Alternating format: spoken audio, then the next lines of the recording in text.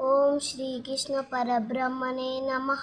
श्रीमद्भगवद्गीता अदा पदमोऽध्यायः। अर्जुन विषादयोगः।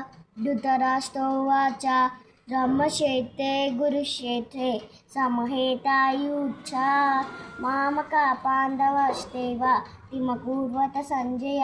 सञ्जय उवाच दृष्ट्वा तु पाण्डवानीकं यूयं दुर्योधनस्तवान् आचार्यभुवसंगम्य राजा वचनमब्रवीत् पश्येतां पाण्डुपुत्राणाम् आचार्यभवति च यूयं तव शिष्येन धीमता अत्तशूरामयशः धीमार्जुनसमायुधि विधावो वियादश दुपदस्तार दुष्टके दुष्टेरिताडः काशीराधश्च ईर्यान् पुरिदित्तुन्दिबोधश्च सेवद्दस्तगुण्वा